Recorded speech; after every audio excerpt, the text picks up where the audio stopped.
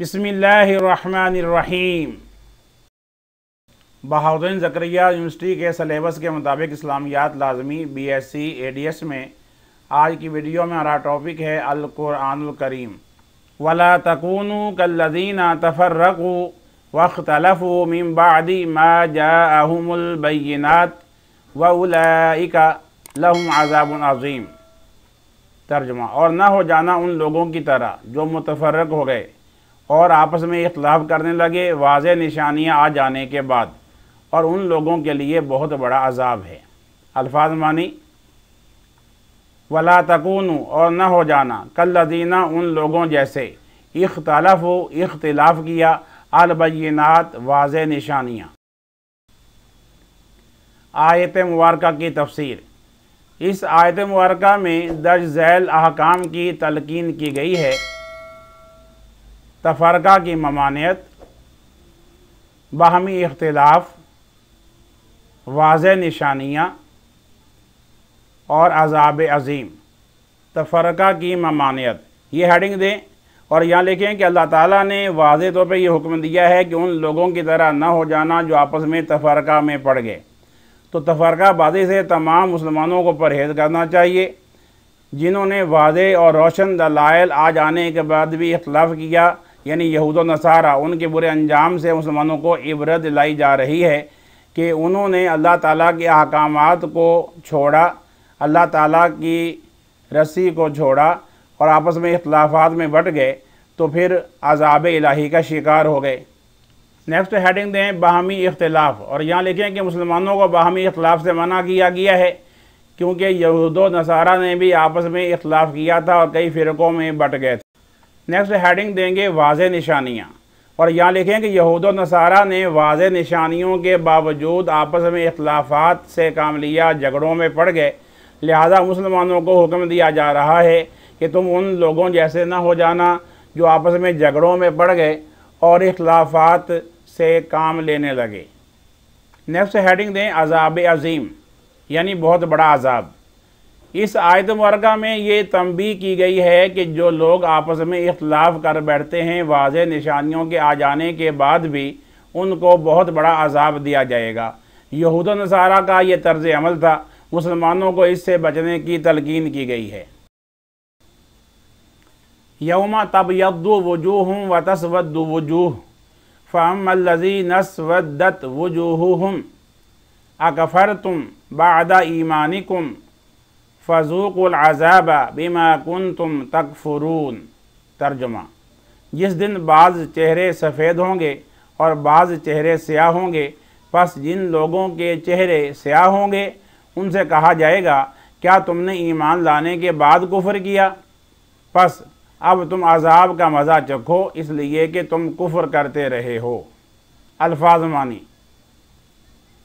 तबयद्दु सफ़ेद होंगे, वजूहन चेहरे, तस्वद्दु स्याह होंगे, कफ़र तुमने कुफ्र किया, ज़ूक़ू चखो, तकफ़ुरून तुम कुफ्र करते थे। आयत मुबारका की तफसीर। इस आयत मुबारका में दर्ज झैल मौज़ूआत को बयान किया गया है। सफ़ेद चेहरे, स्याह चेहरे, ईमान के बाद कुफ्र, अज़ाब कुफ्र। इसकी तफसील में पहली हेडिंग देंगे सफ़ेद चेहरे। यहाँ लिखेंगे कि बरोज़े क़यामत उन लोगों के चेहरे सफ़ेद होंगे जो खुश नसीब होंगे, अल्लाह ताला के पसंदीदा बंदे होंगे। उनके चेहरे रोशन व मुनव्वर होंगे, चमकते दमकते होंगे। लिहाजा यहाँ पर क़यामत का ये एक मंज़र पेश किया गया है। अगली हेडिंग दें स्याह चेहरे। अल्लाह ताला के नाफरमानों के चेहरे बरोज़े क़यामत स्याह होंगे तो उनके चेहरे तारीक होंगे। लिहाजा यहाँ पर उन बदनसीबों का भी हाल बयान किया गया है कि बरोज़े क़यामत अल्लाह के नाफरमानों का क्या हाल होगा। नेक्स्ट हेडिंग दें ईमान के बाद कुफ्र, और यहाँ पर यह लिखेंगे कि जिन लोगों ने ईमान लाने के बाद कुफ्र इख्तियार किया उनके चेहरे बरोज़े क़यामत स्याह होंगे, तारीक होंगे। और ये बहुत बड़ी नहूसत और गुमराही है कि कोई शख्स ईमान लाने के बाद दोबारा कुफ्र में लौट जाए। अज़ाब कुफ्र, जो लोग ईमान लाने के बाद कुफ्र इख्तियार करते हैं उनको अज़ाब अलीम की खबर सुनाई गई है اور حکم ہوا کہ پس تم عذاب کا مزہ چکھو، اس لیے کہ یہ عذاب اس وجہ سے ملا ہے کہ تم دنیا میں رہتے ہوئے کفر کرتے رہے ہو۔ وَأَمَّا الَّذِينَ ابْيَضَّتْ وُجُوهُهُمْ فَفِي رَحْمَةِ اللَّهِ، اور البتہ جن لوگوں کے چہرے سفید ہوں گے پس وہ اللہ کی رحمت میں ہوں گے۔ ہم فیہا خالدون تلک آیات اللہ نتلوہا علیک بالحق وما اللہ یرید ظلما للعالمین، وہ اس رحمت میں ہمیشہ رہیں گے۔ یہ اللہ کی آیات ہیں جو ہم پڑھتے ہیں آپ پر ٹھیک ٹھیک، اور اللہ جہان والوں پر ظلم نہیں کرنا چاہتا۔ الفاظ معنی: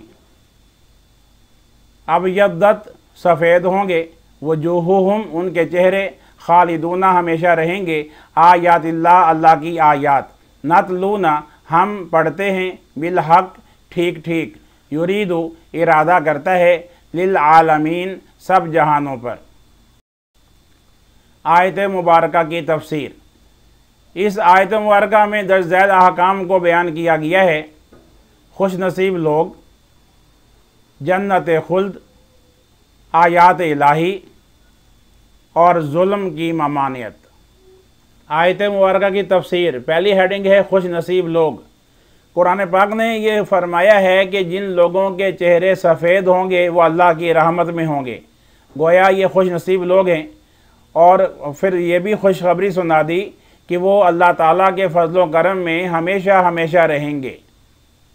جنت خلد، جنت میں کئی طبقات ہیں اور ایک جنت کا نام ہے خلد، یعنی گویا وہ لوگ جو اللہ تعالیٰ کی رحمتوں میں ہوں گے وہ جنت خلد میں ہوں گے اور ہمیشہ ہمیشہ اس جنت میں رہیں گے، کبھی نکالے نہیں جائیں گے۔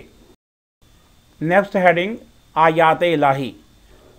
یہ اللہ تعالیٰ کی آیات ہیں جو اس نے اپنے آخری پیغمبر سیدنا محمد رسول اللہ صلی اللہ علیہ وآلہ وسلم پر ٹھیک ٹھیک نازل فرمائی ہیں۔ اس آیت مبارکہ میں یہی حکم دیا گیا ہے کہ یہ اللہ تعالیٰ کی آیات ہیں جو اے پیارے نبی آپ پر ہم نے ٹھیک ٹھیک اتاری ہیں، اور اللہ تعالیٰ بندوں پر ظلم نہیں کرتا۔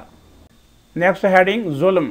ظلم کا مطلب ہے زیادتی، یعنی کسی کا حق مار لینا، اس کے ساتھ زیادتی کرنا، یہ ظلم ہے، اور یہ اللہ تعالیٰ کا شیوہ نہیں ہے۔ رب تعالیٰ نے خود قرآن پاک میں واضح طور پر یہ اعلان فرما دیا کہ اللہ تعالیٰ جہان والے لوگوں میں سے کسی پر بھی ظلم نہیں کرنا چاہتا۔ اگلی آیت: وَلِلَّهِ مَا فِي السَّمَاوَاتِ وَمَا فِي الْأَرْضِ وَإِلَى اللَّهِ تُرْجَعُ الْأُمُورُ، اور اللہ کے لیے ہے جو کچھ آسمانوں اور زمین میں ہے، اور اللہ کی طرف ہی سب کاموں کو لوٹنا ہے۔ الفاظ معنی میں آپ یہ لکھیں گے: للہ اللہ کے لیے، السماوات سب آسمان، الارض زمین، الی اللہ اللہ کی طرف، ترجعو لوٹنا ہے، الامور سب کا۔ آیت مبارکہ کی تفسیر: اس آیت مبارکہ میں درج ذیل موضوعات کو بیان کیا گیا ہے: آسمانی بادشاہی، زمینی سلطنت اور سب کاموں کا رجوع۔ پہلی ہیڈنگ: آسمانی بادشاہی۔ یہاں لکھیں گے کہ اللہ تعالیٰ سب آسمانوں زمینوں کا بنانے والا ہے، تمام کا بادشاہ ہے، آسمانوں میں زمین میں جو کچھ ہے سب کا مالک اللہ تعالیٰ ہے۔ اسی حقیقت کو اس آیت کے اس حصے میں بیان کیا گیا ہے: وَلِلَّهِ مَا فِي السَّمَاوَاتِ، یعنی جو کچھ بھی ہے آسمانوں میں وہ سب اللہ تعالیٰ کا ہے، یعنی آسمانوں میں جتنی بھی اشیاء ہیں، جتنی بھی مخلوقات ہیں، جتنی بھی کائنات میں چیزیں ہیں، سب کا مالک اللہ تعالیٰ ہے۔ نیکسٹ ہیڈنگ: زمینی سلطنت۔ اللہ تعالیٰ نے واضح طور پر یہ بیان فرما دیا کہ زمین میں جو کچھ بھی ہے اس کا مالک اللہ تعالیٰ ہے۔ جتنی بھی زمین میں چیزیں ہیں، جتنی بھی نباتات ہیں، معدنیات ہیں، حیوانات ہیں، انسان ہیں، جتنی بھی مخلوقات ہیں، سب کا مالک اللہ تعالیٰ ہے۔ سب کاموں کا رجوع: اللہ تعالیٰ مالک الملک ہے، وہ تمام کائنات کا بادشاہ ہے، تمام احکامات اسی کی بارگاہ سے جاری ہوتے ہیں۔ اللہ تعالیٰ نے خود ارشاد فرمایا: ان الحکم الا للہ، یعنی حکم تو سب اللہ ہی کا ہے۔ لہذا تمام کاموں کا رجوع بھی اللہ کی طرف ہے۔ کنتم خیر امۃ اخرجت للناس تأمرون بالمعروف وتنہون عن المنکر وتؤمنون باللہ ولو آمن اہل الکتاب لکان خیرا لہم منہم المؤمنون واکثرہم الفاسقون۔ تم بہترین امت ہو جو لوگوں کے لیے بھیجی گئی ہو، تم حکم دیتے ہو اچھے کاموں کا اور روکتے ہو برے کاموں سے، اور اللہ پر ایمان رکھتے ہو، اور اگر ایمان لاتے اہل کتاب تو ان کے لیے بہتر ہوتا، ان میں سے کچھ تو ایمان والے ہیں اور ان میں سے اکثر نافرمان ہیں۔ الفاظ معنی: کنتم تم ہو، خیرہ بہتر، اخرجت بھیجی گئی ہو، للناس لوگوں کے لیے، تامرون تم حکم دیتے ہو، تنہون تم منع کرتے ہو، اکثرہم ان میں سے اکثر، الفاسقون نافرمان ہیں۔ آیت مبارکہ کی تفسیر۔ اس آیت مبارکہ میں درج ذیل موضوعات کو بیان کیا گیا ہے: بہترین امت، نیکی کا حکم، برائی کی ممانعت، اور اہل کتاب۔ بہترین امت۔ آیت مبارکہ کے شروع میں امت مصطفیٰ کا منصب بیان کیا گیا ہے اور یہ فرمایا گیا ہے کہ تم بہترین امت ہو، تو خیر الامم اس امت مسلمہ کی شان ہے، اور اللہ تعالیٰ نے امت مصطفیٰ کو باقی تمام امتوں پر فضیلت عطا فرمائی ہے۔ اسی لیے یہاں پر یہ ارشاد ہوا: کنتم خیر امۃ اخرجت للناس، یعنی جتنی بھی امتیں لوگوں میں آئی ہیں تم ان میں سے سب سے بہترین ہو۔ تو یہ بہترین ہونے کا اعزاز بھی اللہ تعالیٰ نے امت مصطفیٰ صلی اللہ تعالیٰ علیہ وآلہ وسلم کو عطا فرمایا ہے۔ نیکی کا حکم۔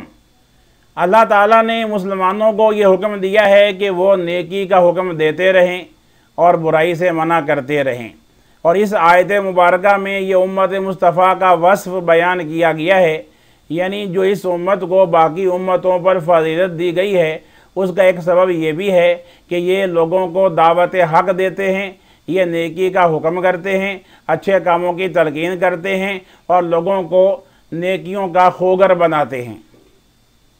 برائی کی ممانعت۔ اللہ تعالیٰ نے آیت مبارکہ میں مسلمانوں کی فضیلت کو بیان کرتے ہوئے ساتھ اس کا ایک سبب یہ بھی بیان کیا کہ تم برائی سے منع کرتے ہو۔ تو امت مسلمہ کا یہ فریضہ ہے کہ وہ لوگوں کو نیکی کی دعوت دے اور برائی سے منع کرے، حکمت عملی کے ساتھ منع کرے، ہر برائی کو، ہر برے عمل کو روکنے کی کوشش کرے۔ نیکسٹ ہیڈنگ: اہل کتاب۔ اہل کتاب کا مطلب ہے کسی بھی الہامی کتاب پر ایمان رکھنے والے۔ یہودی تورات پر ایمان رکھتے ہیں، عیسائی انجیل کو مانتے ہیں، لہذا یہودیوں اور عیسائیوں کو اہل کتاب کہا گیا ہے۔ اس آیت مبارکہ میں اہل کتاب کو تنبیہ کی گئی ہے کہ اگر وہ بھی اس آخری کتاب قرآن مجید پر ایمان لے آتے اور پیغمبر اسلام سیدنا محمد رسول اللہ صلی اللہ علیہ وآلہ وسلم کو اپنا نبی تسلیم کر لیتے تو ان کے لیے بہتر ہوتا۔ ان میں سے کچھ تو ایسے ہیں جو ان تمام باتوں کو مانتے ہیں، لیکن ان میں سے اکثر نافرمان لوگ ہیں۔ اللہ تعالیٰ کی بارگاہ میں دعا ہے کہ وہ ہمیں قرآن پاک کی آیات کو صحیح طور پر پڑھنے، سمجھنے، ان پر عمل کرنے کی توفیق عطا فرمائے۔ آمین۔